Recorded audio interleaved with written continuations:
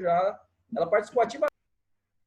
Estamos nesse painel de políticas públicas com o trabalho e o estudo como políticas públicas ressocializadoras no sistema prisional amazonense, de responsabilidade de Laura Fernanda e Wilken, e de orientação de Adriano Fernandes. Boa sorte para os dois, é um prazer tê-los aqui. Boa tarde. Eu irei começar apresentando o pôster, né, o trabalho e o estudo como políticas públicas ressocializadoras no sistema prisional amazonense. Eu vou começar pela introdução, pelos objetivos e pela metodologia. Depois o Wilken continua com a discussão da problemática, os resultados e a conclusão. Bom, como introdução, a presente pesquisa ela partiu de uma problemática em que, de um lado, nós temos o sistema prisional com várias crises, e, por outro lado, nós temos a doutrina do direito penal trazendo aí boas práticas possíveis, né, de encontrar uma forma de solução para essa crise do sistema prisional. Dentre elas, temos a função de ressocialização da pena. Partindo dessa ideia, o artigo ele foi dividido em 3 partes. A primeira delas, a gente tratou sobre a questão da doutrina da teoria das penas, né, a retributiva, preventiva e a mista. E nós adotamos a mista porque foi aquela que é aplicada dentro do ordenamento jurídico brasileiro e porque ela, diferenciando da preventiva, traz a função de ressocialização da pena enquanto direito do apenado, né? Na segunda parte, partindo dessa ideia de que é um direito do apenado, nós trouxemos a ideia de que a função ressocializadora da pena é uma política pública a ser desenvolvida e prestada pelo Estado. E, especificamente, quanto à função de ressocialização, nós tratamos do estudo e do trabalho dentro do sistema prisional brasileiro. Na terceira parte, nós partimos para uma visão mais concreta disso, né? Saindo da teoria e indo para a prática. E nós limitamos o âmbito de estudo para o sistema prisional dentro do estado do Amazonas. Seguido disso, foi feito um levantamento sobre as principais dificuldades, né, que encontramos dentro do sistema prisional e para essa efetivação prática do estudo e do trabalho dentro do sistema prisional, a dificuldade de implantação dessa política pública. Quanto aos objetivos, o objetivo geral do estudo foi demonstrar que o estudo e o trabalho do apenado são, de fato, via de ressocialização, via de cumprir essa função ressocializadora da pena criminal. E como objetivos específicos, nós temos, por exemplo, essa demonstração de que a função de ressocialização da pena, ela também é um direito do apenado, e temos também, como objetivo de específico, demonstrar como que ela se dá no plano concreto, né, fazendo essa análise por meio dos dados estatísticos.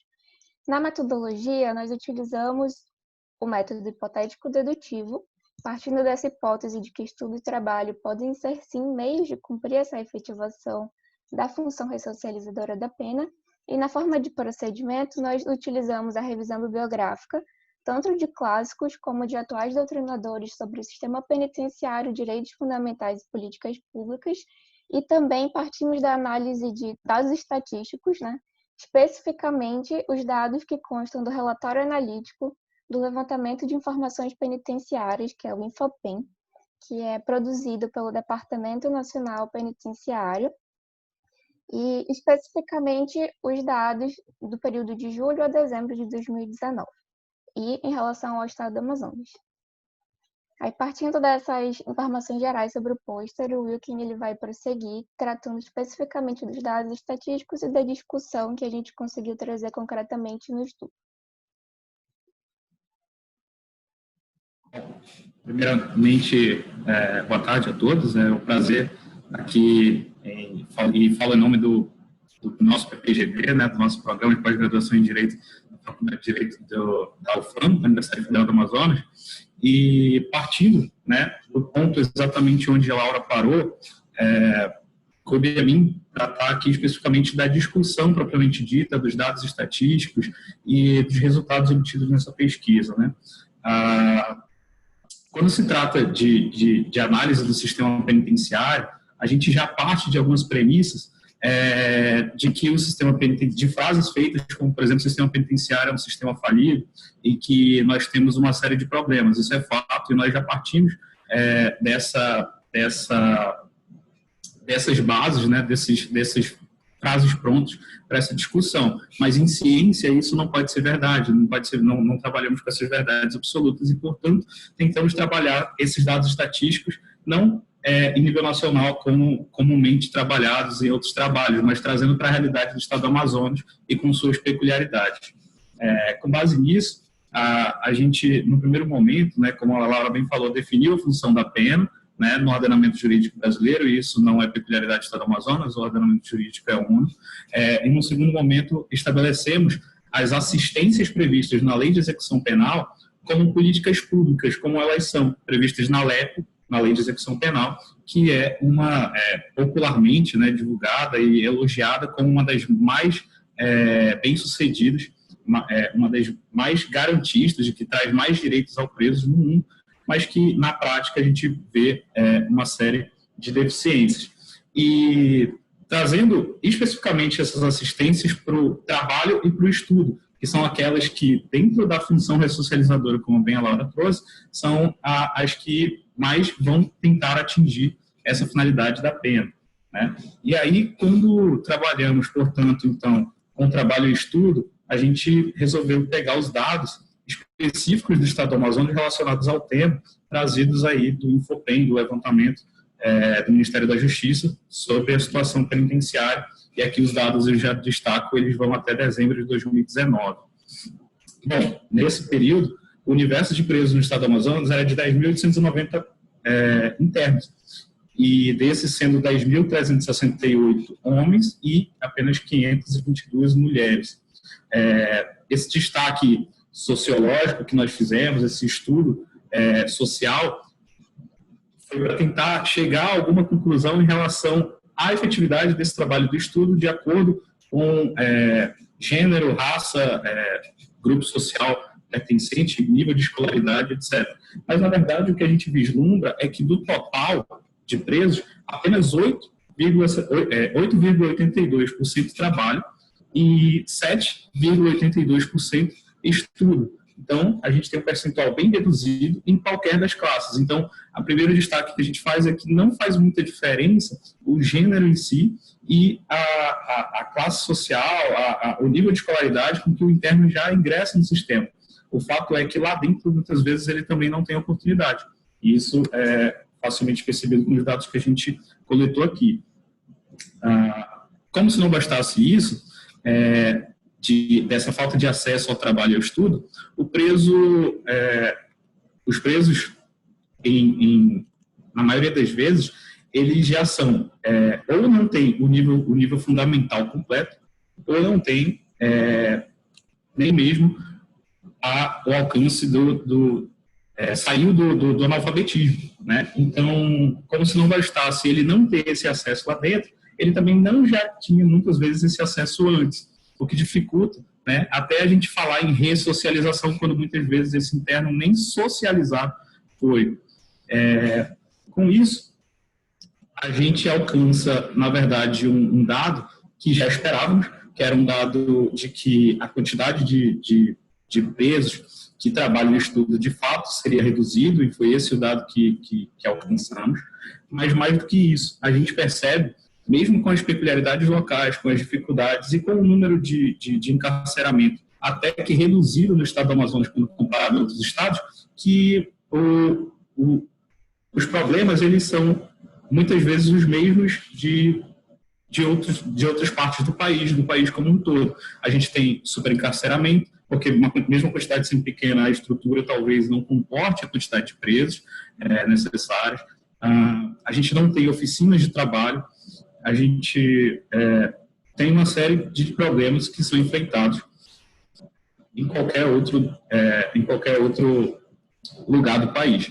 Mas, ao mesmo tempo, nós percebemos algumas boas práticas que atingem essa finalidade quando são praticadas, né? Aqui no trabalho nós citamos o projeto Trabalhando a Liberdade do Estado do Amazonas, criado pela Secretaria de Estado de Administração Penitenciária, que coloca os presos, né, para fazerem capacitações e depois desenvolve atividades laborais, né, ali executando obras e atividades que empresas são contratadas pelo próprio Estado. Então, a empresa contrata o preso e o preso executa aquelas atividades em prol do próprio Estado. E isso, de fato, ressocializa o preso, né, trazendo ali, por exemplo, a função, a questão da remissão da pena, diminuindo seu tempo de trabalho e ensinando um ofício para quando ele saia, né, quando ele volte à liberdade, seja colocado em liberdade. Bom, em síntese é isso, para não estourar muito tempo, mas a gente pode conversar um pouco mais das discussões e dos questionamentos, mas, em conclusão, o que temos por hora é isso, esse atingimento da hipótese inicialmente fixada de que o trabalho e o estudo podem ser elementos e são instrumentos aí que conduzem à ressocialização. No entanto, as dificuldades enfrentadas aí no âmbito do Estado, assim como em âmbito nacional, dificultam essa efetiva ressocialização. Obrigado. Nós que agradecemos a exposição no tempo correto e passamos a palavra aos avaliadores. Por favor, Laura, retira o pôster da tela para que possa existir mais espaço na fala e todo mundo se veja. Perfeito. Muito obrigada, Laura. Os nossos avaliadores desse painel são Alexandre da Almeida e Eneida Taquari. Bom, então eu vou dar início à avaliação. Eu queria inicialmente agradecer à professora Cláudia pela oportunidade e pelo evento maravilhoso, né, que está em curso. Queria agradecer também a oportunidade de estar aqui privando, né, com os professores Adriane e professor Alexandre. E já queria deixar uma porta aberta aqui em Brasília, como a Cláudia tem, a todos vocês que precisarem de algo aqui, ou enfim, de um intercâmbio de instituições, a gente está aqui à disposição. Bom, eu inicialmente queria parabenizar tanto o Wilken quanto a Laura, né? Enfim, o pôster é um pôster bem interessante. Eu acho que o sistema penitenciário nunca é um assunto inacabado ainda, né? A gente sempre vai ter muita coisa a discutir, muita coisa a propor, principalmente pelo formato que o nosso sistema penitenciário tem hoje no Brasil. E queria dizer que é muito interessante esse aspecto, né, que vocês abordaram no pôster, né? E eu queria fazer primeiro uma consideração em relação ao título, que depois vocês podem pensar, que seria a questão de utilizar o termo ressocializar ou reintegrar, né? Dadas as teorias que implicam na ressocialização de alguém que já é socializado, alguém que já tinha o seu nicho social e que praticou um crime e vai ser segregado.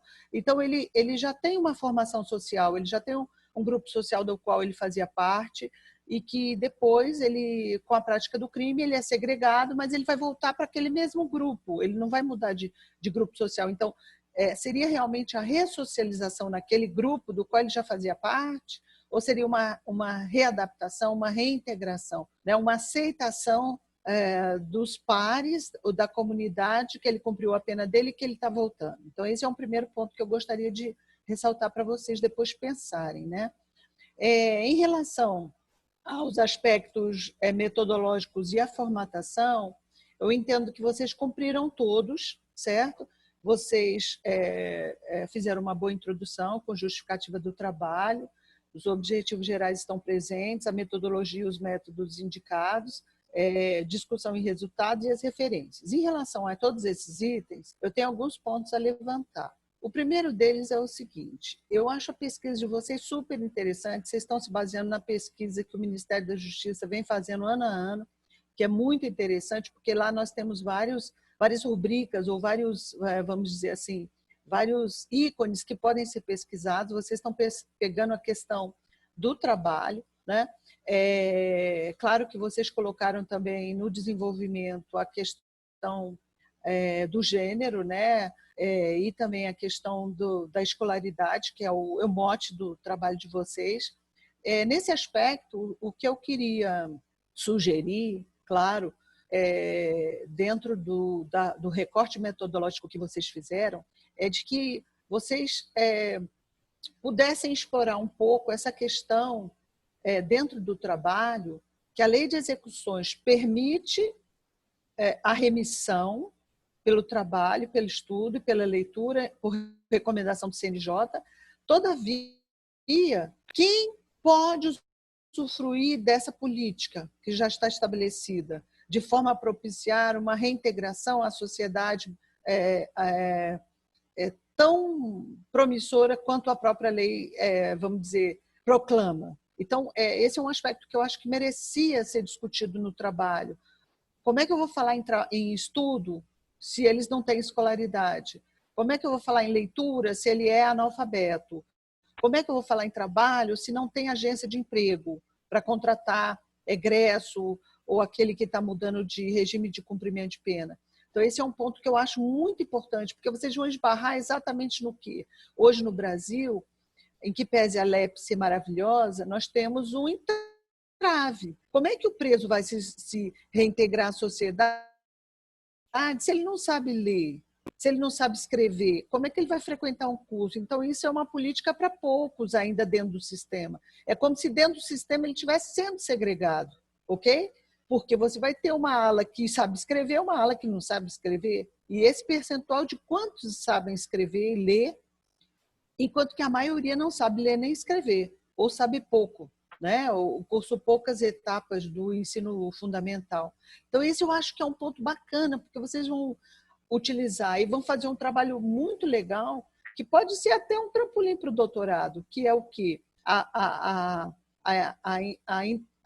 conjugação da lei de execuções penais, que é o aspecto, vamos dizer, fundamental do trabalho de vocês, que é de caráter penal e processual penal, a questão da educação daquelas pessoas que são presas, e aí vocês vêm com as estatísticas do próprio Ministério da Saúde dizendo quem sabe ler e quem não sabe, quem sabe escrever e quem não sabe, quem sabe ler e quem não sabe, porque para ler um livro e dentro dos parâmetros da resolução, né, ou da recomendação do CNJ, que seria interessante depois vocês darem uma lida e aproveitarem também no trabalho, né, a 44 do CNJ, seria interessante, para quem se destina essa política, se ele é analfabeto? Né? Então, você já vai ter um outro patamar ali. Né? Em relação ainda à metodologia, eu acho bastante interessante, vocês estão pegando o site oficial, vocês estão utilizando dados estatais, né, de um site oficial, então isso é bastante interessante. Dali vocês podem tirar muitas questões interessantes e, claro, fazendo recorte, porque é muito dado, né, para utilizar todos, mas pelo menos 3 vocês já têm, que é uma questão que o Will, quem falou, eu não sei se no trabalho vocês falam mais em gênero, né, mas vocês têm aí a questão da raça, da cor, né, a própria questão da educação formal, a escolaridade, que são pontos que vocês podem fazer links no trabalho para dizer que a política não é eficiente sob o aspecto da cota de pessoas ou do número de pessoas, do número de presos que são atingidos com aquelas políticas públicas. Né? E me parece que aí eu estou dando, vamos dizer, uma conclusão diferente da que vocês colocaram no trabalho, porque vocês observam que é uma política pública interessante. Eu concordo. Mas até que ponto ela está sendo válida para aqueles presos que demonstram que a maioria não tem essa escolaridade? Então, ela atinge qual percentual? É um percentual tão pequeno que realmente está cumprindo esse papel? Então, esse é um ponto que eu gostaria que vocês depois refletissem, né? Dentro do pôster ficou interessante, mas é vamos dizer, uma sugestão que eu faria a vocês. Um outro aspecto, aí já passando para o conteúdo e para a pesquisa em si, né? Eu acho que a delimitação está bem colocada, né? Eu pedi para vocês só depois darem uma avaliada junto com o professor Adriano, essa questão da ressocialização ou reintegração, né? Ou readaptação, enfim. Os objetivos estão coerentes, o embasamento teórico e metodológico, eu sugiro que tanto nesse aspecto quanto nas referências, vocês colocassem a lei de execuções, que eu entendo que faltou no trabalho, né? A lei de execuções vamos dizer, sobre o aspecto legal, né? Está perfeita a colocação de vocês em relação à fundamentação teórica, à base teórica, mas nós precisamos também ter aquele respaldo legal. Onde é que está previsto isso? Né? Então, a lei de execuções penais e, como eu coloquei também, a resolução 44, a recomendação 44 do Conselho Nacional de Justiça, que estabelece alguns bônus também em relação à questão da leitura, né? E a questão da remissão, porque, querendo ou não, ao mesmo tempo que ele está se ressocializando, para usar o termo que vocês utilizaram, ele também está remindo a pena. Né? Ao mesmo tempo que ele está trabalhando, ele está diminuindo, abatendo a pena dele. Ao mesmo tempo que ele está estudando, e ele vai ter mais qualificação no mercado de trabalho, ele também está reduzindo a pena dele. Inclusive pela leitura, porque o CNJ mandou, vamos dizer, determinou que todos os juízes de execução observassem isso junto com os estabelecimentos penitenciários. Então, eu acho que esse vai ser um trabalho maravilhoso se vocês conseguirem realmente cumprir todas as metas que vocês se propuseram, né? E vai ser uma contribuição não só para o Estado, mas uma contribuição depois que vocês podem expandir para o Ministério da Justiça, para fazer uma avaliação de qual o percentual de pessoas no presídio que estão sendo beneficiadas com essa política. Ou ele se destina apenas a alguns poucos que já têm instrução e que estão lá por outros crimes. Ok? Então, eu encerro aqui minha participação, parabenizando vocês. Obrigada mais uma vez pela oportunidade. Continuem brilhando, os dois, Laura e Wilken, né? O professor Adriano já brincando, né? Mas já nos passou os antecedentes acadêmicos, né? E continuem brilhando. Viu? Trabalho muito interessante. Eu tenho certeza que com dedicação vocês vão fazer um trabalho que realmente vai ter muita repercussão não só sobre o aspecto penal, mas sobre o aspecto mesmo de direitos humanos, direitos fundamentais, né? E uma contribuição também para o Ministério da Justiça, porque depois vocês podem encaminhar para eles e falarem, olha, vocês agora têm que fazer um outro ícone aí, quer saber quantos % dos presos estão sendo beneficiados com a leitura, com o estudo, com quantos concluíram, quantos passaram no Enem, quantos foram para a universidade, enfim. Né? Que me parece que esse ícone ainda não existe lá, ok? Não. Um abraço, então, tudo de bom. Alexandre, abre o microfone. Pronto. Todos me escutam bem? Podem me ouvir? Sim, professor, ouvindo. Alto e bom som. Maravilha. Prazer ouvir. Bem, eu gostaria de primeiro cumprimentar, agradecer o convite da doutora Cláudia. Quero cumprimentar a Laura, o Wilken, a Eneida, né? Cumprimentar o professor Adriano. É um prazer e um privilégio estar aqui com vocês. Agradeço a doutora Cláudia efusivamente pelo convite. Bem, sobre o trabalho, eu gostei bastante do trabalho, gostei bastante da fundamentação teórica de vocês. Vocês foram bastante, posso dizer, felizes na fundamentação, nas explicações, na escolha das doutrinas, né? Fizeram uma leitura bastante interessante, né? Nos giros ali. Fica, na minha visão, ao menos, o alerta da necessidade de tomar alguns cuidados nessa mudança, né? Quando a gente avalia essa questão teórica e parte depois para uma análise de dados estatístico, uma questão mais quantitativa. Preciso, talvez, a única coisa que me causou ali alguma preocupação foi nessa mudança de análise, e isso provocou algumas conclusões que, a meu ver, não estariam completamente corretas. Em que sentido quero dizer? E por que digo isso, inclusive? Para a gente não recair naquela coisa do fetiche do jurista, né? O jurista tem aquele fetiche de acreditar que a norma tudo resolve, né? Basta a existência da norma para que, então, basta o cumprimento, né? Vamos cumprir a norma e a realidade, e as flores nascerão nos jardins e tudo vai ficar lindo, maravilhoso, como prevê a norma. E aí, o que eu quero dizer exatamente? Quando a gente lê lá, na conclusão de vocês colocam, por exemplo, de que é nítido uma crença, né, de que a ressocialização, né, de que o trabalho e o estudo e o cumprimento da norma que prevê a realização disso nas unidades penitenciárias levarão à finalidade ressocializadora prevista pela norma. Eu não sei se é possível afirmar isso.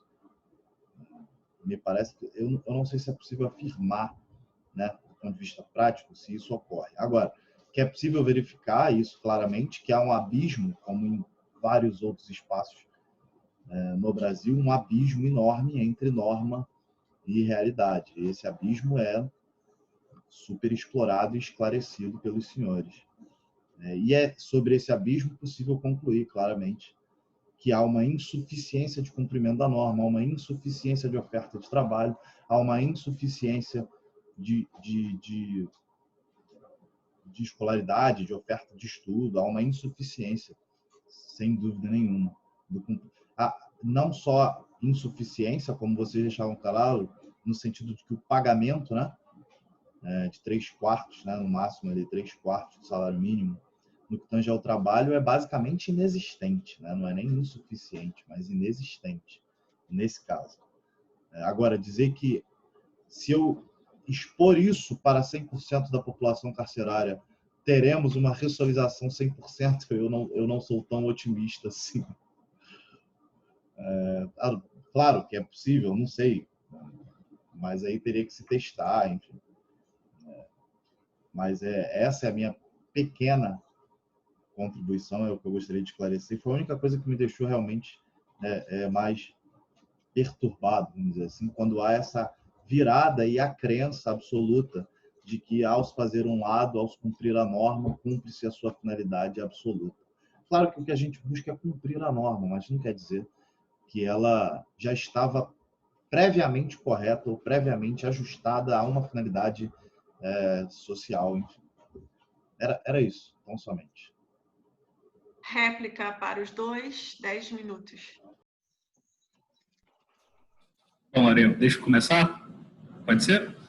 Pode falar. Professora Cláudia, professora Eneida, professor Alexandre, a gente agradece bastante as contribuições. Primeiramente, é um prazer aqui tê-los na qualidade aqui de examinadoras, de avaliadoras aqui do nosso pôster, né? Um primeiro destaque que eu gostaria de fazer é que nós já temos o artigo, né, mais bem encorpado do que o pôster. Eu não sei se os professores chegaram a ter acesso ao artigo. Chegou, né, professor? E quando a gente, algumas das discussões que talvez a gente não conseguiu colocar no pôster até pela limitação de espaço, e não que isso seja uma desculpa, a gente nunca pode dar esse tipo de escusa, mas o trabalho, a gente tentou aprofundar algumas discussões que, de fato, numa apresentação de 5 minutos e no pôster, a gente não conseguiu colocar. De fato, a professora Eneida, como bem destacou, a exemplo da própria referência da lei de execução penal, que é o norte do nosso trabalho, de fato, não constou aqui do pôster, e se der tempo de nós consertar, vamos acrescentar com certeza. Mas lá no trabalho, lá no artigo, ela consta. Então, algumas discussões que eu até anotei aqui, a exemplo, por exemplo, do termo ressocialização, reintegração, reconheço e conheço, né, a discussão acerca da nomenclatura. A parte da doutrina chama de ressocialização, uma doutrina mais antiga, mais clássica e é uma mais moderna. A própria LEP usa tanto um quanto o outro termo, dependendo do momento, né? Mas é bem-vinda a alteração. Acho que podemos, sim, trazer essa posição mais atual, mais contemporânea do termo. Quanto à questão da remissão da pena, né, tem um tópico do artigo que ele discute isso com alguma profundidade, né, a gente discute a questão da remissão da pena, tanto pelo trabalho quanto pelo estudo e pela leitura, citando, inclusive, né, o entendimento do CNJ atualmente. A opção pelo recorte geográfico, né, no estado do Amazonas foi numa tentativa de trazer uma análise mais próxima da nossa realidade e também para trazer um diferencial ao trabalho, porque algumas discussões, inclusive tem uma obra do professor Julião, né, no âmbito do estado do Rio de Janeiro, que ele faz uma análise profunda, mas já é uma obra de 2012, né, e o grande destaque dele naquela situação foi trabalhar o recorte geográfico do estado do Rio de Janeiro. E essa foi uma tentativa que nós tentamos fazer, trabalhando com a realidade do estado do Amazonas, em que a gente tem uma região de fronteira, que a gente tem presos de outros países, que a gente tem dificuldade de acesso por via terrestre em boa parte do estado, em que a gente precisa de uma locomoção aérea ou de barco, na maioria das vezes, em que demora-se dias para chegar na localidade, em que não há presídio suficiente, no interior principalmente, porque a maioria dos presos ficam em delegacias que muitas vezes nem delegado tem, e gerando uma série de situações para a região que são um tanto quanto peculiares. Claro que num artigo a gente talvez não consiga trazer toda essa profundidade ali necessária, né? Não é nem só o pôster, no próprio artigo uma discussão dessa talvez exigisse aí uma verdadeira dissertação a respeito, né? Mas a ideia do recorte geográfico foi basicamente essa, tentar trazer primeiro a realidade regional, a realidade mais próxima, mas a gente não conseguiu se afastar da observação de que o problema enfrentado muitas vezes é o mesmo problema enfrentado em outros lugares do país, como bem a professora Emília destacou, e que isso pode sim ser replicado e ampliado, né, mais adiante. Quanto à consideração, né, do professor Alexandre, eu concordo bastante com o posicionamento dele, que não é possível afirmar uma verdadeira ressocialização por meio única e exclusivamente da aplicação dessas duas políticas públicas que nós destacamos, dessas assistências, né, previstas na LEP, sejam elas quais forem, e aqui a gente destacou duas, que são trabalho e estudo, mas lá há outros, como o próprio assistência religiosa, enfim, saúde, família, etc. E um ponto que a gente também destaca no artigo é esse, acabou saindo como um tópico maior do que o esperado, um tópico que nós nomeamos das dificuldades encontradas e da realidade existente, né, que é lá o último tópico do item 4 do artigo, das dificuldades encontradas e das políticas públicas existentes para a implementação do trabalho do estudo.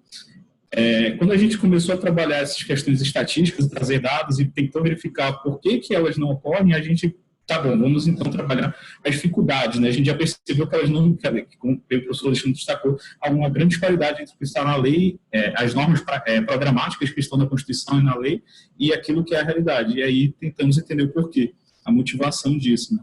E foi aí que nós tentamos identificar essas dificuldades, que, como eu falei há pouco, são dificuldades, muitas vezes, que é do sistema penitenciário como um todo, e também tentamos verificar o que não é praticado, né, pela LEP. E um dos destaques que eu gostaria de fazer, os professores muito bem destacaram a questão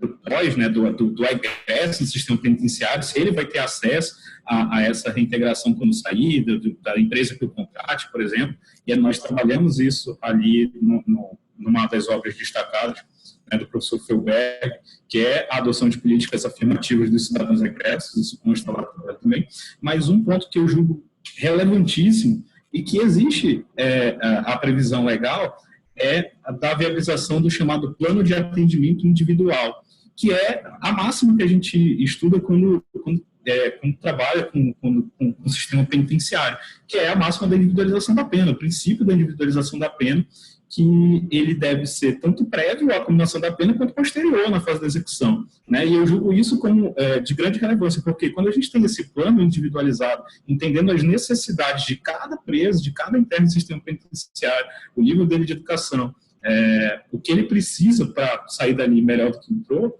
aí a gente conseguiria tentar trabalhar políticas públicas individualizadas que a gente pudesse alcançar a finalidade ressocializadora, reintegrativa da pena, né? E nós tentamos trabalhar isso, mas, mais uma vez, reconheço que educação e trabalho, principalmente se for colocado de forma genérica dentro do sistema penitenciário, de fato não vai resolver, mas principalmente essa análise individualizada, isso ficou ali também nas conclusões do trabalho. E a gente pode perceber isso, não é o caso daqui, mas já foi objeto de outras análises nossas, por exemplo, de estudos comparados, em que a gente tem essa situação sendo praticada em alguns outros países, e a gente percebe essa ressocialização no nível maior. Para ter ideia, só para concluir, já falei demais, a questão dos índices de reincidência criminosa no Brasil, eles são praticamente inexistentes, né? Seja por fontes oficiais, seja por extraoficiais.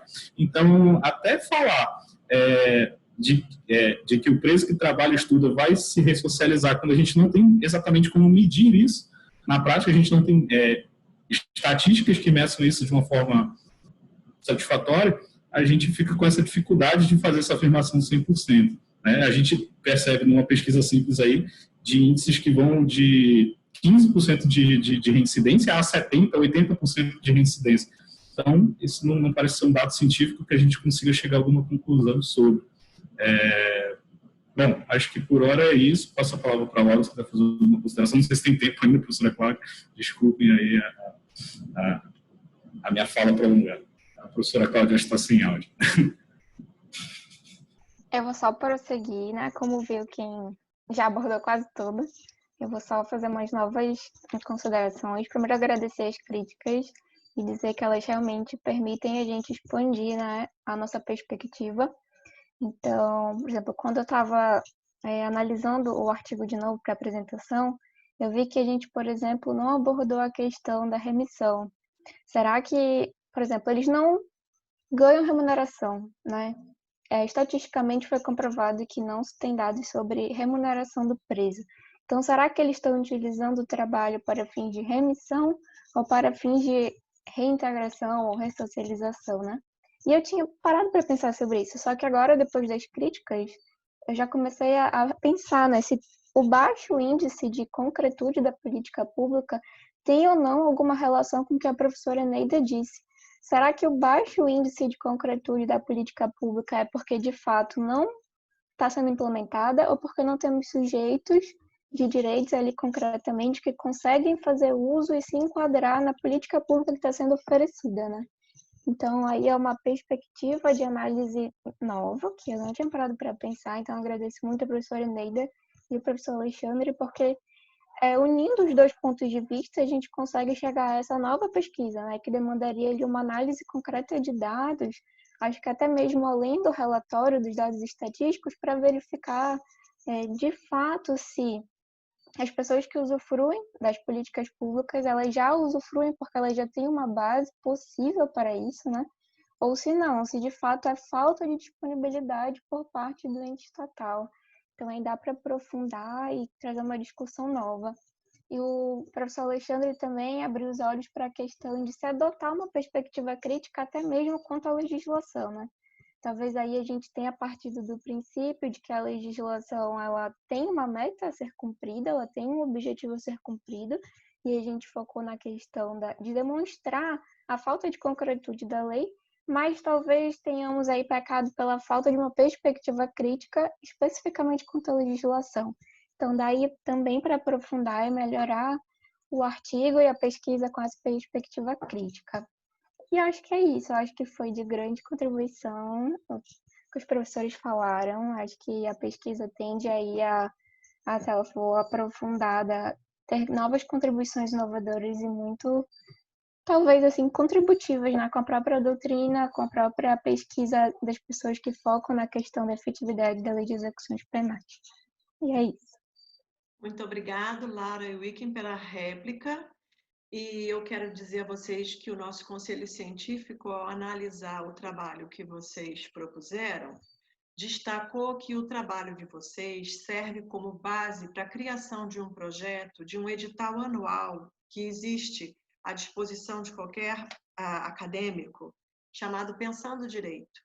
No caso, é o professor Adriano que teria que fazer a proposta e ele, com um grupo de até 10 alunos, chegaria a cuidar desses dados para apresentar ao Ministério da Justiça direitinho como é que pode ser desenvolvida essa parte específica da ressociabilização ou da readaptação, como vocês quiserem chamar. Eu achei interessante pontuar, isso também vai estar escrito nos comentários que vão ser entregues a vocês. A partir de segunda-feira, vocês vão receber os comentários tanto dos avaliadores como do Conselho Científico, proposendo justamente que vocês trabalhem essa pesquisa como uma oferta mesmo de projeto de pesquisa perante o Ministério da Justiça. Muito obrigado aos dois.